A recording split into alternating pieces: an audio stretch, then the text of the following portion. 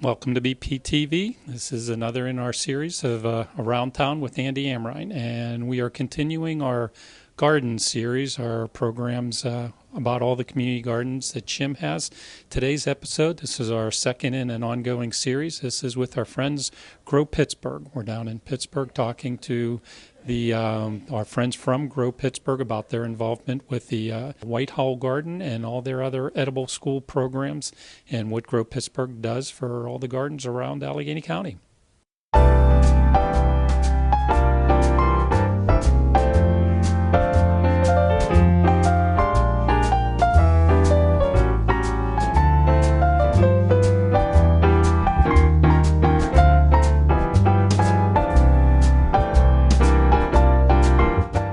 My name is Jake Seltman, and I'm Executive Director at Grow Pittsburgh. Jake, can you give us some history of how long you've been with Grow Pittsburgh and how you started and how you worked your way all the way up to being director? Yeah, so I started as Director of Educational Programming, and my background really is in education. And so I was a teacher prior, and I came in and worked directly with the school garden programs here, as well as growing and developing our workforce development programs at Grow Pittsburgh and our workshop series for the general public. And so I started 5 years ago, and the programs just started to grow and grow, and as our organization grew and grew, I started spending more time on staff management, program development, grant writing, and things like that. And so when our previous executive director, Julie, decided to move up to Maine, she in the same breath, in telling me that, also asked whether I would be interested. In all honesty, I hadn't thought of that. I wasn't angling to take her position, but as I thought about it more and more, it was kind of an obvious step for me. I already have the connections and rapport with staff here, and I just believe deeply in our mission, and so it feels great to be in this role and supporting our work. Well, can you give us a little bit of history of Grow Pittsburgh as far as how it got started, how long ago, and where does the need for Grow Pittsburgh come from? So we were started in 2005 by 3 urban farmers here in Pittsburgh, and the story goes that they were farming, and they just had so many people coming and asking questions and wanting to start growing food themselves, and so they started a nonprofit organization. And just a year or two later, they decided they really wanted to be farming, and that's when we got our first executive director. But then, and even now, we identified that one of the keys to building and sustaining healthy communities in Pittsburgh is to support food growing projects. And so Grow Pittsburgh really serves as a resource and a guide for backyard gardeners, community gardeners, school gardens, as well as urban farms as part of the urban agriculture landscape. How many gardens does Grow Pittsburgh help take care of a year? Well, it's a shifting number, since really the main gardening is happening by community members, by schools, by teachers, and so we are often starting and supporting gardens, but then those communities or those schools are running them themselves after a few years, and so we have started about 28 community gardens, but we're not actively involved in all of them now. But we're also providing resources to an additional, up to 60 community gardens. On the school garden side, the number is around 20 school gardens that we've started. We're anticipating to start 40 more in the coming 4 years. But again, there's a school garden network. There are more gardens that are happening out there. We don't want to start everyone. We just want to share best practices and make sure that everyone has access and the opportunity to grow food. Well, what is your association with SHIM? So the South Hills Interfaith Movement reached out to us several years ago, really wanting to start a community garden in Whitehall Borough to primarily serve the residents of Whitehall Apartments, formerly Prospect Park Apartments, many of whom are refugees from Bhutan and Burma, and they see a great need in their clients there who visit their food pantry on a weekly basis, and who may have other barriers to employment. And we've been looking for a long time for land in that borough, and we're having a really tough time. I think that it took maybe 3 or 4 years to find a space that would be adequate for gardening. The Whitehall Presbyterian Church offered use of their back lot area for a community garden, and SHIM had already been working with the church for their after-school program, and they thought that that would be a great partnership. So once they finally had the land, they had the people that were interested, then we were able to work with them through our Allegheny Grows program, which is funded by Allegheny County Economic Development, and work specifically with low to moderate income areas of the county.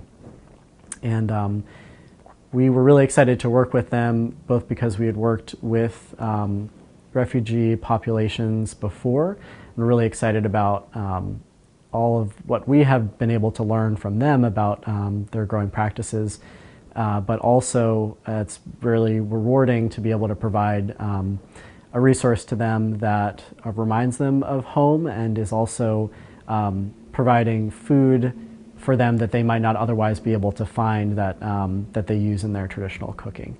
So it's been a really exciting project to be able to work with them. We're now in our second year working with the SHIM and the Whitehall Peace and Community Garden. Now, do you find there's different ethnic food that you're actually growing in that garden that you compared to where you grow elsewhere? Oh yeah, some of the, I mean, people are really excited about hot peppers, but learning a lot about different kinds of gourds that in the pumpkin family that I'd never heard before myself, but are really interesting and really cool to grow, and grow very tall and vine everywhere, and like bottle gourds and bitter gourds and snake gourds and all these different kinds of vegetables that are just really they're really neat. And you know, but there's a lot in common. Folks are very excited about tomatoes and onions, but not so much with the kale greens or collard greens. So that's been an interesting shift from other gardens. I think that a common misconception is that these are our gardens and that we manage these gardens, but really we're helping to manage the people who want to manage these spaces and providing them with resources. We really want it to be their projects because they're the only ones who are going to be able to continue these projects long term. And long-term projects are the most successful when they have the most community support directly on the ground. With a community garden, you have these volunteers that work the garden from beginning to end.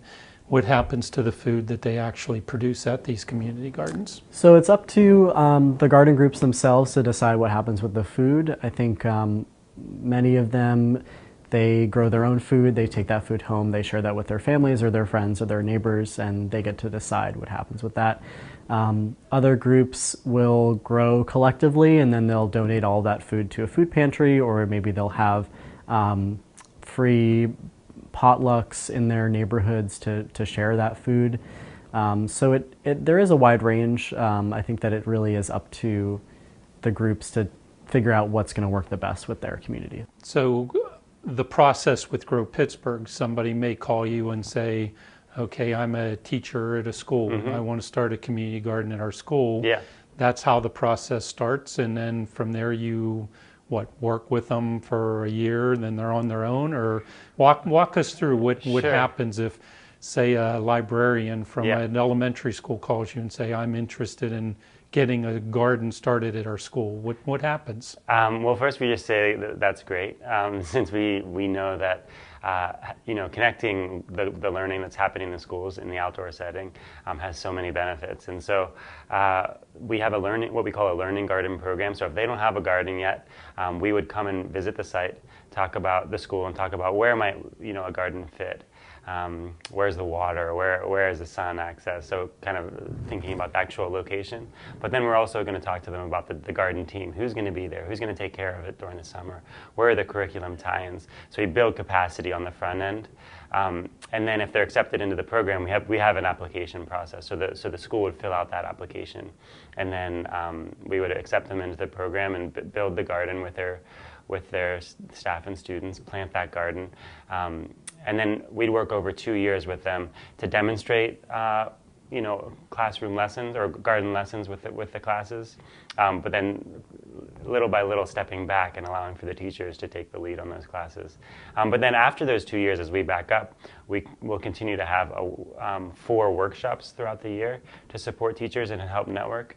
So that's kind of the process for a new school garden. Mm-hmm. But if there's a school out there that has a garden already and just wants perhaps access to lesson plans or wants to network and talk to other school teachers and administrators who are passionate about this, our workshop series is free and open to all people interested in this, even if they haven't started a garden with us. So you never really go away. You don't abandon them No. after a short time. You're always there for the resource, the knowledge, the Absolutely. help as a garden develops That's years and years down the road. Now, is it the same process with the community garden? If you have a community or one individual say, I want to put a garden in my community, then you pretty much, instead of it being a school, it's a community, same type of process. There's a similar application, and some of the specifics vary a bit, but yeah, if you're brand new, there's an application and that we can support you. But one of the key things for us is that we recognize that not every community, not every school, not every member is coming from the same place, and so we really do try to adapt our programming to meet the needs of the school and the community. So if a school already has a garden, they may just need some fencing, or they may need this or that, and we have the sustainability fund, which is another program that can meet more specific needs and not the larger program. And so that's another application process, but it's open as we speak, and you can find that on our website. So if there's communities that need the financial help in getting it, Grow Pittsburgh is here for them too, compared to a community that maybe just needs the education and the expertise. You can help them on all ends of the scale. That's the idea, yeah. So where do you see Grow Pittsburgh going from here? Well, it's interesting. I think 10 years ago, it felt like we were really just trying to convince people that this was a good idea. We had 2 school gardens. But now, 12 years later, we're finding that there are so many, that it's not a new idea, that this has actually been happening for generations, but we're kind of coming back to it. And so our role more and more is to become a resource, a convener, and kind of removing barriers and making it easier for folks to grow food, but perhaps not, being the ones in every space with our hands in the dirt. The idea is that we can lift all of us up and support all of our community members in starting their own gardens. Community gardens, why are they important? I think they're important, one, specifically because we need more information amongst all residents about healthy eating and exercise and being more connected with where food comes from. I think that also there are a lot of divisions in our neighborhoods and in our city, and community gardens are places where lots of different people can come together and work together on a very small scale. Have you seen a change in the 5 years that you've been involved here with communities being interested in gardens? Yeah, I think that there has been a pretty strong increase, I think, in just how many people are interested in this and how many people who are in positions of power who are looking to support community garden efforts. There's more investment, there's more funding. We get more questions from people that are just getting started.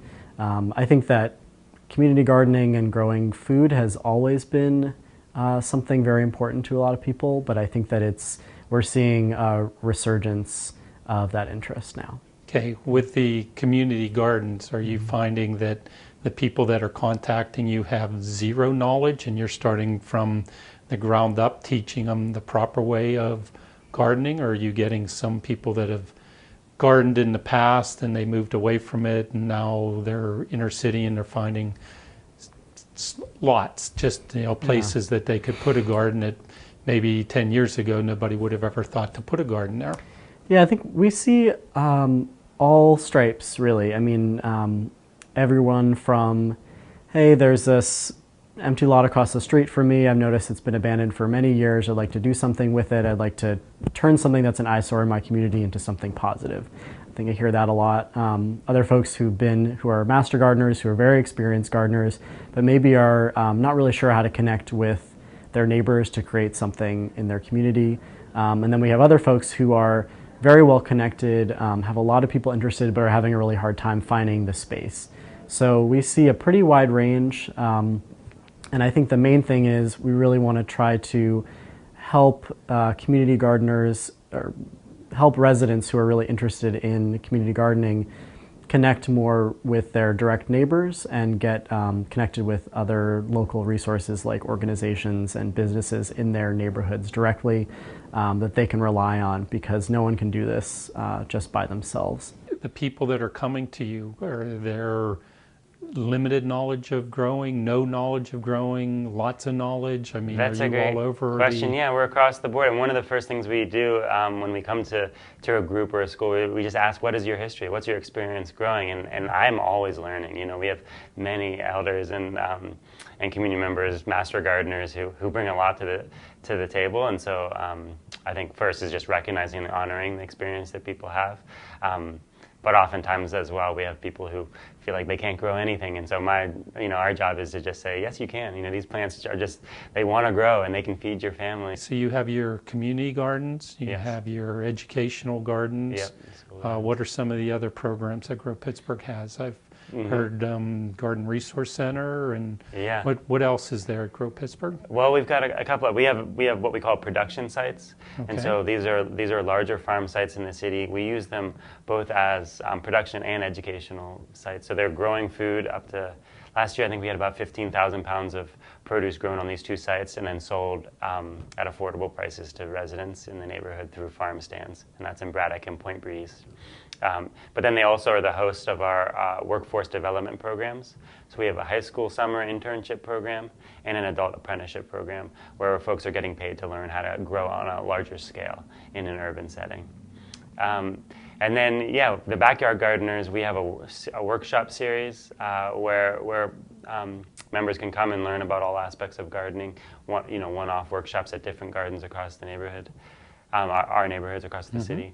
We also have the Garden Resource Center, where backyard gardeners or groups can pay for a yearly subscription to be able to rent power tools and hand tools, anything they might need to use for their personal or community gardens, and also get access to bulk materials like straw and compost and topsoil and pest management materials and soil amendments and everything we can possibly think of that will help backyard and community gardeners have successful projects. My name is Marisa Mannheim. I'm the Director of Community Projects for Grow Pittsburgh, and we're standing in the Garden Resource Center, 147 Putnam Street in the Larmer neighborhood of Pittsburgh.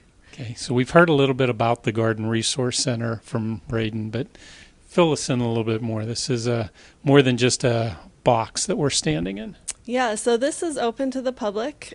People can join, and what we are is a garden resource center. So we're supplying people with the tools and materials that they need to grow healthy, sustainable gardens in Allegheny County. So we have in our tool storage shed here, we have all sorts of power tools, including lawnmowers, weed whackers, tillers. We've got hand tools, we've got carpentry tools, tree pruning tools of all kinds. We even have a lot of bulk supplies. Outside we have soil, compost. In here we have cover crop seeds, soil amendments. We like to stock the kinds of things that it's hard for people to get a hold of in the quantities that they need for a backyard setting. Okay, so I know, Marisa, this was your baby. This was your idea a few years ago. Where did you come up with the idea, or what was the need out there that made you think of a tool lending library? Well, one thing is that Grow Pittsburgh often has leftover materials, like we do a planting day and we didn't use all the seedlings, or we have access, we can buy 50-pound bags of soil amendments and use them over all the different community gardens that we support. And I just wanted a way for us to be able to share the resources that we already have with the public. I also knew that there were a couple different attempts to start tool lending libraries, especially for power tools and the more expensive materials. that you can't get a hold of as an individual. And those failed for different reasons, usually because of lack of insurance coverage or lack of a secure space to store these things. So we kind of took up where those projects left off. And actually, thanks to True Value Hardware and your support, Andy, we've been able to provide all these power tools, and we were able to fundraise to get the space to be able to stockpile these materials and have them ready for when people need them. It's something that we had heard a lot about from gardeners who may need a very small amount of a product like sulfur, for example, to bring down their pH, but it might be hard to find in a smaller quantity. And we were originally thinking about kind of like a buyer's club where folks can go in on a larger quantity of something, be able to save money on shipping, and then share it amongst a larger group of people. And the other thing is that the barriers to gardening can sometimes be very high in terms of the tools, especially power tools that are required, and thinking about how much a single rental might cost an individual or a group. And with the Garden Resource Center, we're able to provide at quite a low cost access to those tools that people are using as a lending library. They're able to borrow those tools and then return them so that someone else can use them. Currently we have over 250 users of the Garden Resource Center that are borrowing tools and picking up their straw bales, and just really having a great experience when they're there, and are really appreciative that they can use these tools and access these materials that they might not otherwise have access to. So what is some of the most commonly asked for tools, though? Our tiller. We have 4 tillers. 2 are medium-sized garden tillers and 2 are called mantises. They're smaller for turning over soil that's already been prepared. And those come in and out on the same day. They're just always in circulation. But how many people actually need to own one their own, though? Exactly. I mean, even wheelbarrows. We have a member who she uses a wheelbarrow about twice a year. She could potentially own one, but why take up the space in her storage shed? She knows she can come here and get it when she needs it. So how does it work? Tell us how the Garden Resource Center works. So for $40, an individual can become a user, and that gives you access to an amount of soil and compost and straw and wood chips on an annual basis. And you also get the access to all the different tools that we have here. As well as we have a group membership, which is for community gardens, or if there's a Rotary Club or something like that wants to join. That gives them access to more of each of those materials, and they can check out more tools at a single time. Okay. Has the membership, or not the membership, but the involvement by the community, has it grown? Are people embracing this idea? Or? Yeah, it's really taken off. Okay. As you know, last year we closed the season with more than 250 users. I actually haven't had a chance to check on our membership, our new users this year, but I would guess that we've already added about 30 new users. I was working here on Saturday, and between Friday and Saturday we added 10 new people. Okay, and this is going to be what, your second full year in existence? You did a partial year. Last year was the first full year? Last year was the second full year, okay. So we started in 2013. And it keeps growing year after year. Yeah, we're expecting good growth this year too, which is why we've changed our staffing model so that it's actually a volunteer staffed activity. And that way, as we grow and add more users, we can add more shifts and be open more to support people with all the things that they need. You've seen a lot of changes in Grow Pittsburgh, though. Yeah, and this is one of the most exciting ones to me because it really is a project that draws in people from across the community. We have over 30 different zip codes are represented in the user base of the Garden Resource Center. We're just meeting new people all the time, from gardeners to people who want to learn about gardening. It's a real word of mouth activity, and it's been really rewarding. We're going to continue to grow our programs. I think as the need continues, we'll grow them.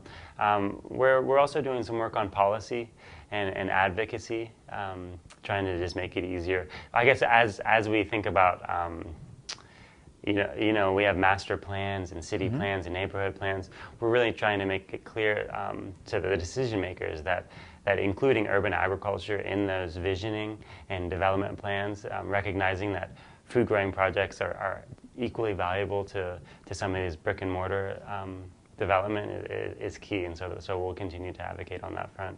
What I would say for anyone who is interested in starting a garden or getting involved in a garden is, look around and see what gardens may exist in your neighborhood already, because I can pretty much guarantee you that they're looking for people and they're looking for support in some ways, and for new people to get involved and help with that project. So I always recommend, start by finding what's around you already and get involved there, and you'll be able to learn a lot.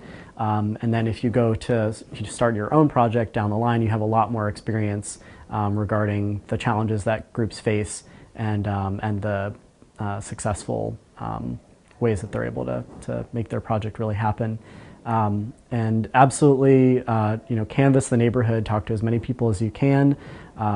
If you're not outgoing, find the people who are outgoing and support them in spreading the word, because it's always easier to get people on board at the beginning of a project than down the line when they wonder, oh, why didn't I hear about this early on? And there's lots of different ways that we can support at Grow Pittsburgh, so we just encourage groups to get in touch with us as early in the process as they can, because it may take a while to get all the components that they need, like the community group and the land, and usually we ask for a organizational support partner in the neighborhood. So to get all those pieces together to apply for our program, it may take a while, but that's a great opportunity to be making relationships in the meanwhile with your neighbors and your community. And we're excited for another growing season, and hope that one of our core, we have a series of core values, and one of our core values is community participation. And so I always just like to say that no matter where you are on the spectrum, from master gardener to beginning or interested gardener, we encourage you to reach out and get involved with us through volunteering, applying for one of our programs, coming to the Garden Resource Center. We want to hear from you. Thank you for watching Around Town. I'm your host, Andy Amrine. I appreciate the tour guides we had here today with Jake and Raiden and Marisa from Grow Pittsburgh. I hope you enjoy the segment. I hope you will continue to watch our series on the community gardens and the edible gardens all around Allegheny County. Thank you. I really love getting a chance to see so many different neighborhoods and communities throughout the county.